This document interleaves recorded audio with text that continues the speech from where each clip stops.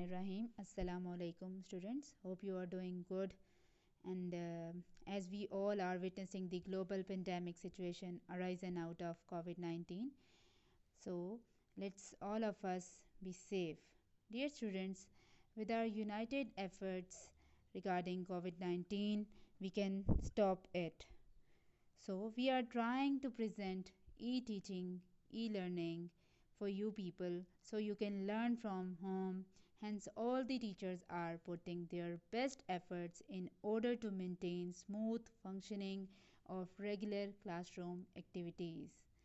So, today we will discuss about theme based paintings in the course of modern trends in miniature painting. I'm here, Memuna Noor. So, let me discuss.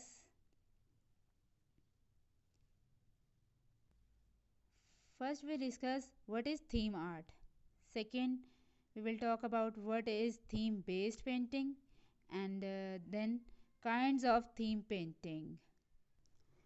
Okay, dear students, first of all, I would like to tell you about theme art. It is basically conceptual art. इसमें कोई theme होता है जो represent करता है indirectly जो भी हम ऑडियंस को या टारगेट ऑडियंस को बताना चाह रहे होते हैं, तो वो एक्चुअली एक परसेप्शन होता है बाय एन आर्टिस्ट और वो डिलीवर करता है बाय हिज और her colours, expressions, aesthetic sense, by skill. वो अपना जो है थीम आर्ट प्रेजेंट करता है for the target audience. Clear? Next we will talk about what is theme art.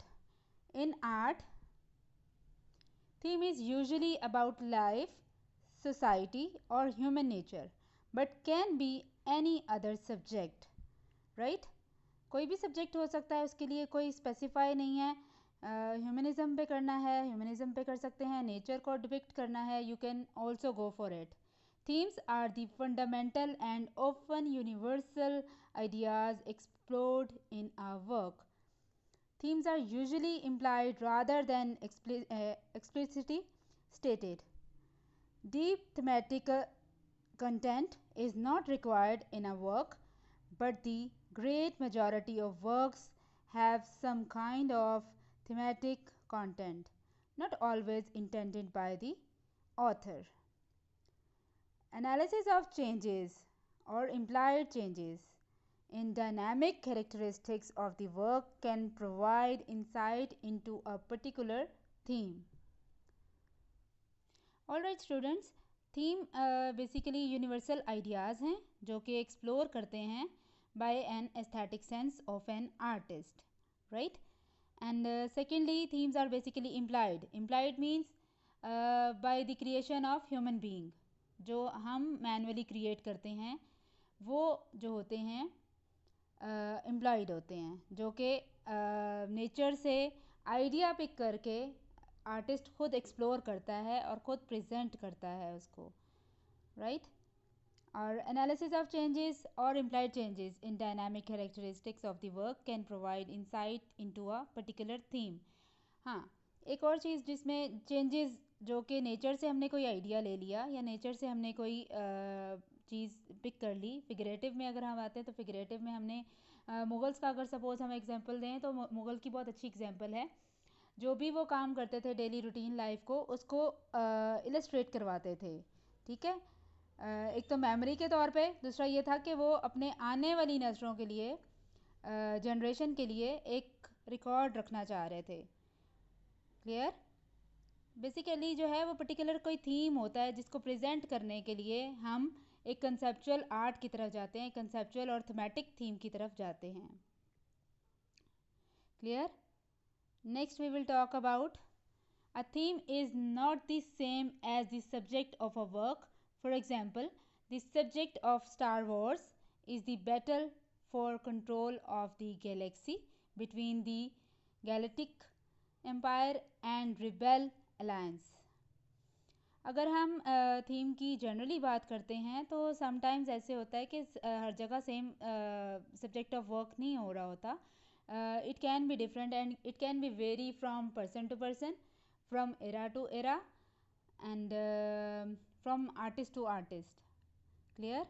अब एग्जांपल हमने क्या दी है, जिसमें स्टार वॉर्स की एक एग्जांपल है जिसमें बैटल का जो सीन है वो दिखाया गया है, और गैलेक्सी उसमें प्रेजेंट की गई है, शो की गई है, ठीक है, जो कि एक बैटल के सीन को जो है वो रिप्रेजेंट कर रहा है कि दोनों जो हैं पार्टिसिपेंट वो किस तरह से इंटरेक्ट कर रहे हैं and presenting war scene. The themes explored in the films might be moral ambiguity or the conflict between technology and nature.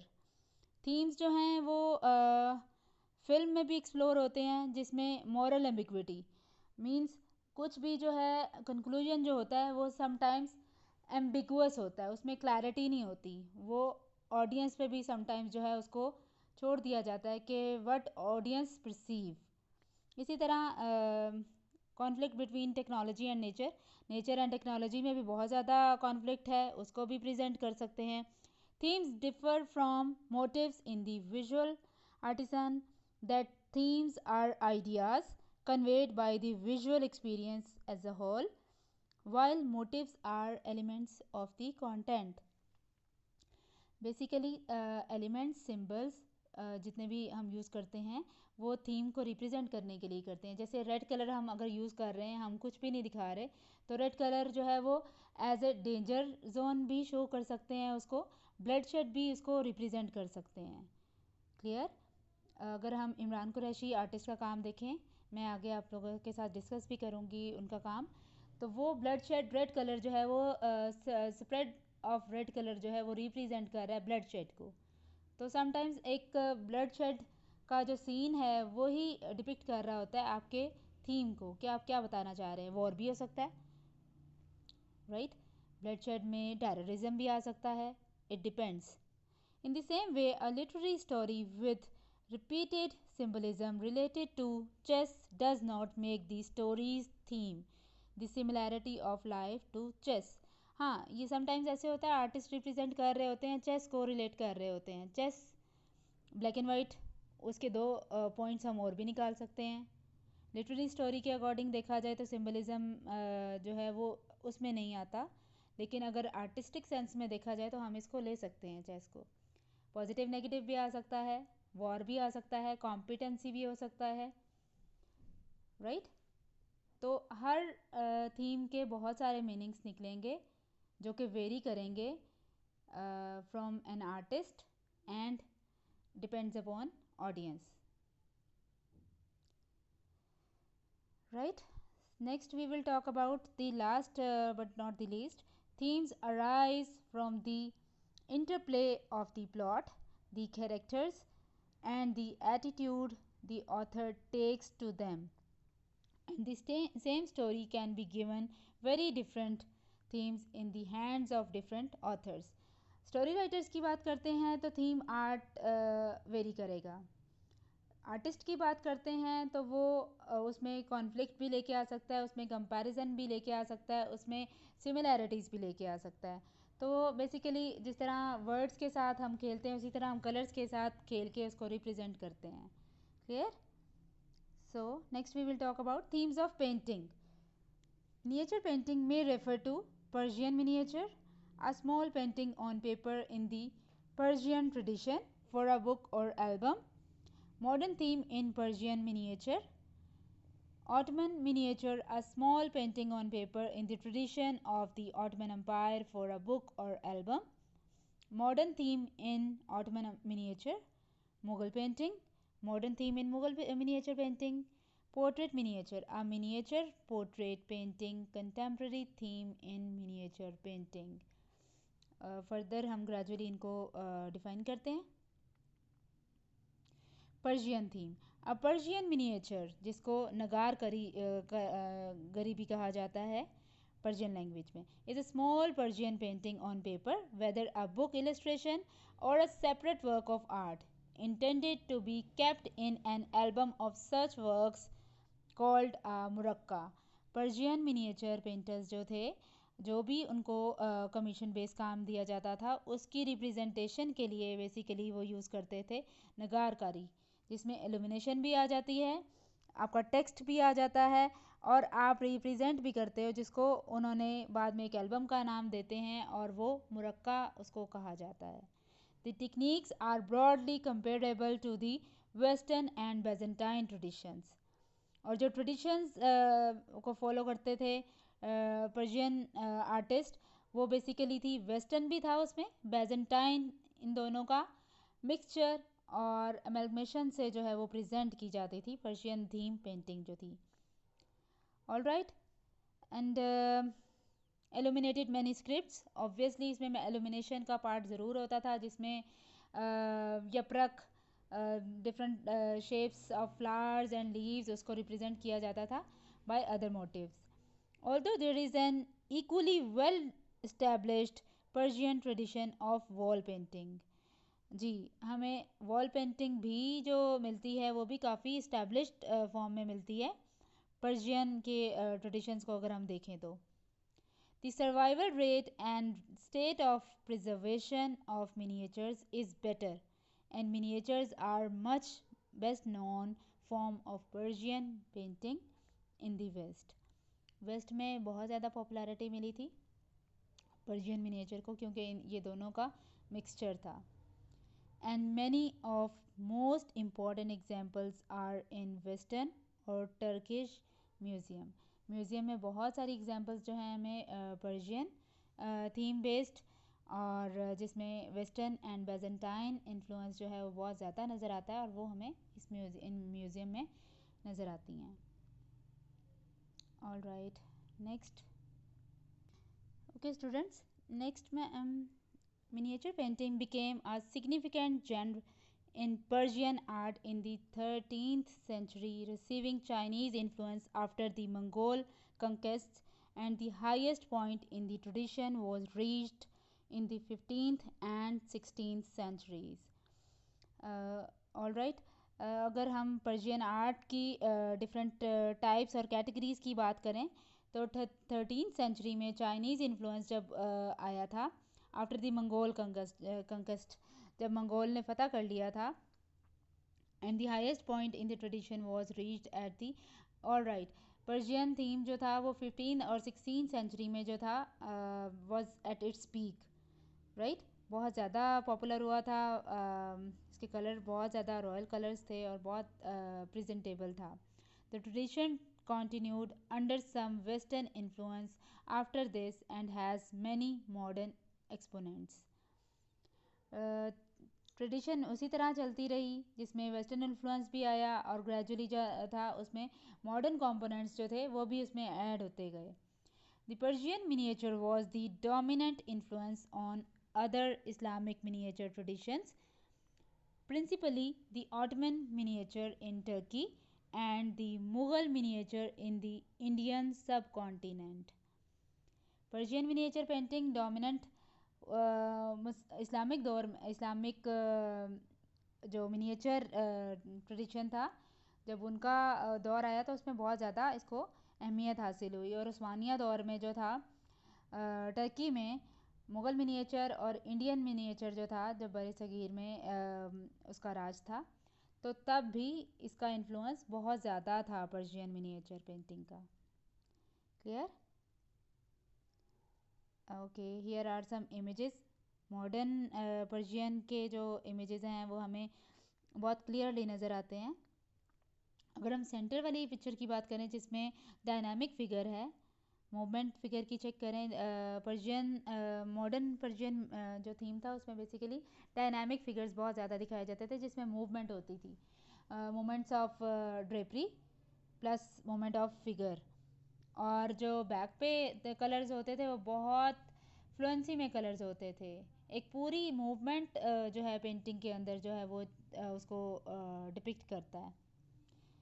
और जो लैंडस्केप थे वो किसी हद तक जो है वो मिनिमाइज़ हो गए थे, लेकिन लैंडस्केप का जो है वो चेंज हो गया था, स्टाइल चेंज हो गया था, काफ़ी ज़्यादा मॉडर्निज़म उसमें आ गया था जो कि वेस्ट और बैजेंटाइन वेस्टर्न स्टाइल उसमें ऐड हो गया था जिसकी वजह से वो प्रोमिनेंट हो गया था. All right. Next we will talk about Ottoman miniature theme. Ottoman miniature और Turkish miniature was Turkish art form in the Ottoman Empire, which can be linked to the Persian miniature tradition as well as strong Chinese artistic influences. Ottoman empire उस्मानिया दौर में जो था वो basically जो था influence उसका था पर्शियन का, ठीक है, बहुत ज़्यादा था। और वो ग्रेजुअली हमें जो है वो लिंक करता हुआ नज़र आ रहा है कि किस तरह से जो है चाइनीज़ इन्फ्लुएंस उसमें आया। फिगर्स के जो पहले मुग़ल, अगर मुग़ल्स का देखते हैं तो मुग़ल्स में सब साइड पोजेस बनाते थे, इसमें फ्रंट पोजेस एंड में जाके कहीं रिप्रेजेंट हुए थे। लेकिन अगर पर्शियन में देखा जाए तो उसमें जो है वो सेमी फ्रंट फेस को जो है बहुत ज़्यादा जो है वो प्रोमिनेंट दिखाया गया है। प्लस इसमें टेक्स्ट ऐड किया गया, अरेबिक ऐड की गई, पर्शियन ऐड की गई, जिसकी वजह से इसकी ब्यूटी में इजाफा हुआ। प्लस पर्सपेक्टिव को जो है वो बहुत अच्छे से 3D फॉर्म में रिप्रेजेंट किया जाता था। It was a part of the Ottoman book arts together with illumination, तहसीब, कैलीग्राफी, हैट, मार्बलिंग, पेपर अब्रू जिसे कहते हैं, एंड बुक बाइंडिंग किल्ट। The words tasveer or nakish were used to define the art of miniature painting in Ottoman Turkish. The studios that the artists worked in were called nakashins. जहाँ काम करते थे उस स्टूडियोज़ को जो है वो नकाशीन्स के नाम से जाना जाता था। और वर्ड जो था तस्वीर और नकीश, ये दोनों जो हैं ऑटोमन टर्किश मिनिएचर पेंटिंग में बहुत ज़्यादा यूज़ किए गए हैं। मार्बलिंग मैंने आप लोग को पहले भी डिस्कस किया था, फर्दर एक दफ़ा और डिस्कस करेंगे जिसमें हम एप्लीकेशन में करना बताऊंगी आपको in next lecture. Clear? Here are some modern Ottoman themes. You can see students. Perspective पे भी जो है वो पैटर्न आप देखें, और थीम बेस्ड जो थीम बेसिकली जो रिप्रेजेंट करना चाह रहे हैं ना वो आपके सामने वो है बेसिकली जो स्टूडेंट्स आप देख सकते हैं in this painting. Bloodshed figures एक ख़ास उसको रिप्रेजेंट किया गया है, और ऊपर फिगर देखें और पर्सपेक्टिव में भी देखें। पर्सपेक्टिव में डिटेल्ड वर्क है, लेकिन जो पर्पस है ब्लडशेड और इन सारी चीज़ों को के किस तरह से फाइट दिखाई जा रही है। And in the other painting you can see that is movement and joyful in painting. As you see background में जो आर्किटेक्चर दिखाया गया है वो भी फुली डेकोरेटिव है, और उसके पीछे जो फिगर्स हैं जो पोर्ट्रेट्स जिनके नज़र आ रहे हैं behind the wall, you can see students. Okay, now we will talk about Mughal theme. Mughal painting is a particular style of South Asian, particularly Indian painting, confined to miniatures either as book illustrations or as single works to be kept in albums. Murakka Mughal painting का भी यही था। South Asian style को ज़्यादातर उन्होंने pick किया और उसी पे काम किया। ख़ास तौर पे इंडियन पेंटिंग को जो है कन्फाइंड फॉर्म में लेके आए, और इलस्ट्रेशन को जो है वो अपना जो है वो एक बना लिया, सॉर्ट ऑफ प्रेजेंटेशन बना ली, और उसको मुरक्का के नाम से उन्होंने प्रेजेंट किया।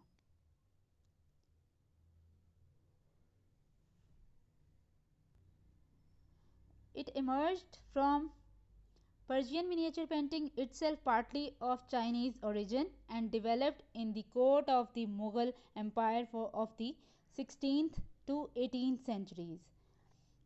Gradually emerge हुआ 16 to 18th century में। मुग़ल एम्पायर जब उनका दौर ख़त्म हुआ और उसके बाद जो है वो चाइनीज़ इन्फ्लुएंस जो है वो उस पर बहुत ज़्यादा रहा, क्योंकि बहादुर शाह ज़फ़र और शाहजहाँ के बाद जो अगर बहादुर शाह ज़फ़र की बात करें तो उसके बाद मुग़ल दौर जो था उसका डिक्लाइन स्टार्ट हो गया था। The Mughal emperors were Muslims and they are credited with consolidating Islam in South Asia and spreading Muslim and particularly Persian arts and culture as well as the faith. Mughal emperors Muslim थे और वो अपना जो इस्लाम को present करने का तरीका था उनका इसी तरह से था कि वो अपनी रॉयल फैमिली को, अपनी रॉयल सीन्स को प्रेजेंट करते थे मुरक्का की फॉर्म में, इलस्ट्रेशन फॉर्म में। और उसमें जो स्टाइल्स थे पर्टिकुलरली वो पर्शियन स्टाइल था और उसी में कल्चर को अपना जो है वो एज ए फेथ रिप्रेजेंट करते थे। ओके, मॉडर्न मिनिएचर थीम की तरफ आते हैं हम।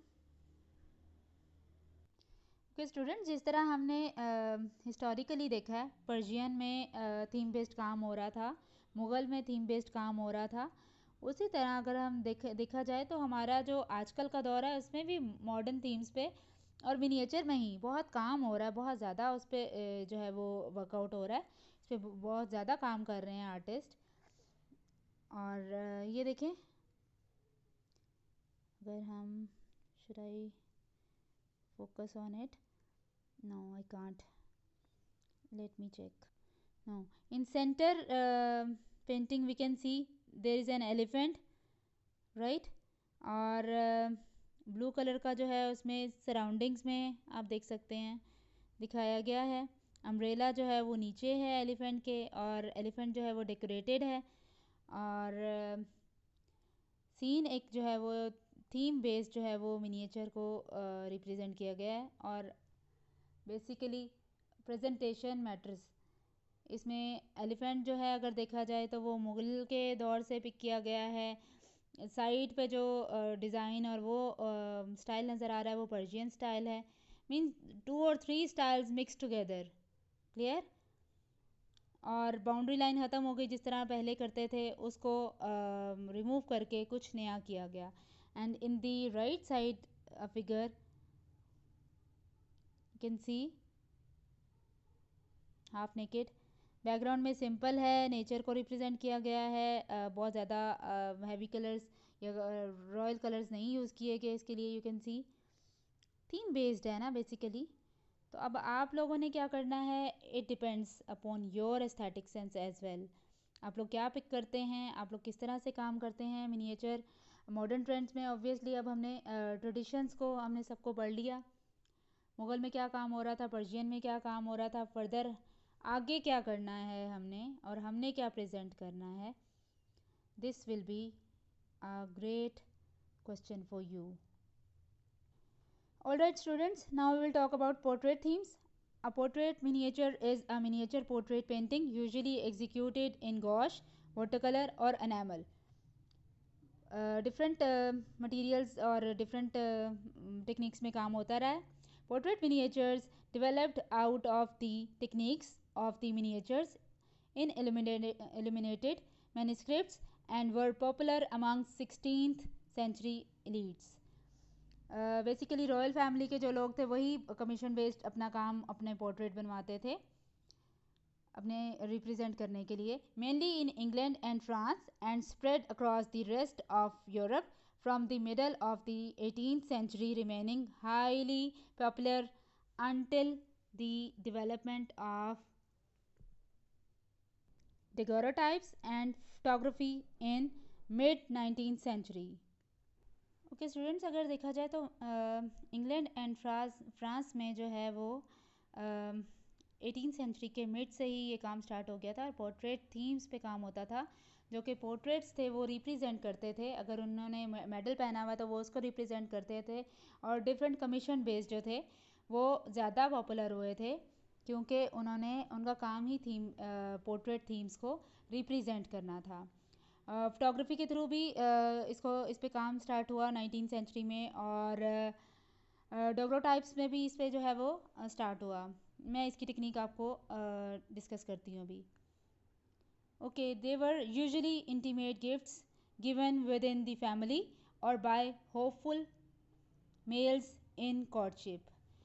पोर्ट्रेट थीम्स का बेसिकली पर्पस होता था या तो वो गिफ्ट बेस्ड होते थे, उसको गिफ्ट के तौर पे करते थे, या फिर जो है वो कोर्टशिप के लिए जो है जो भी उम्मीदवार होता था उसको रिप्रेजेंट करने के लिए करते थे। But some rulers such as James one of England gave large number of diplomatic और पॉलिटिकल गिफ्ट्स। जेम्स इंग्लैंड के जो हैं जेम्स, उन्होंने बहुत ज़्यादा बनवाए थे portraits for the purpose of political and diplomatic gifts.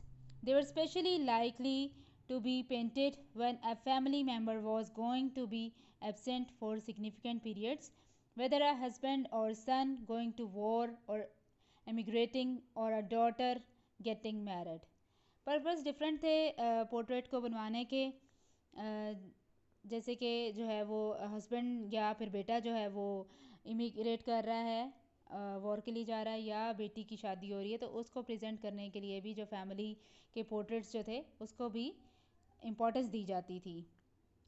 Contemporary theme. Contemporary miniature painting known as contemporary miniature painting और न्यू मिनिएचर.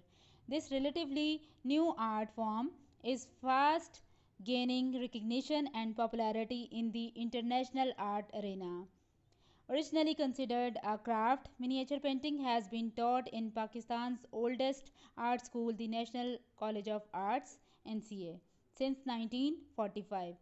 कंटेम्प्रेरी थीम पे बहुत ज़्यादा काम पहले भी हो रहा था, अभी भी हो रहा है, और इसको न्यू मिनिएचर के नाम से भी जो है वो प्रेजेंट किया जाता है. और इसमें जो है वो ओरिजिनली जो है वो क्राफ्ट मिनिएचर पेंटिंग है जो कि एनसीए में सिखाई जाती है, और इसमें डिफरेंट थीम्स को नए तरीके से प्रेजेंट किया जाता है और रिकग्निशन और प्रेजेंटेशन के लिए कि न्यू आर्ट जो है वो रिप्रेजेंट हो रहा है, और वो एनसीए उसमें जो है वो उसको उस इंस्टीट्यूट को ये कमाल हासिल है कि वो ये बच्चों को सिखा रहे हैं. It is all about converting old miniature trends in new art themes by adding new concepts of social topics in miniatures. But it is not compulsory to add social topics. You can select your own topic or the most trending topics to make a perfect contemporary painting. Contemporary painting के लिए बिल्कुल ज़रूरी नहीं कि आपने political theme लेना है, social issue लेना है. यू कैन ऐड और you can D fresh any or reallocate the figures in a new way by Mughal emperors, और जो बाद में पर्शियन की हैं डिफरेंट, आप लोग उसको भी प्रेजेंट कर सकते हैं. It's up to you. Social topics होना बिल्कुल ज़रूरी नहीं है. You can take your own topics and by your own choice, right. Here are some images of contemporary painting. Any of the painting theme like Persian miniature, Ottoman miniature, Mughal miniature and Chugtai miniature can be easily created into new art themes as contemporary art themes. जो students मैंने last आप लोग को assignment करवाई थी, उसमें भी हमने यही किया था ना, पुराने आर्टिस्ट को लेके और उसमें कुछ नया करने की कोशिश की थी. तो उसी से हम न्यू आर्ट थीम जो है ना रिप्रेजेंट कर सकते हैं और उसको हम कन्वर्ट कर सकते हैं कंटेम्प्रेरी मिनिएचर में. As you see these image are here. ऊपर वाला देखें, बैक पे कारपेट है और ऊपर कलर्ड में फिगर है रेड कलर में, और बैकग्राउंड जो है वो मोनोटोन में है.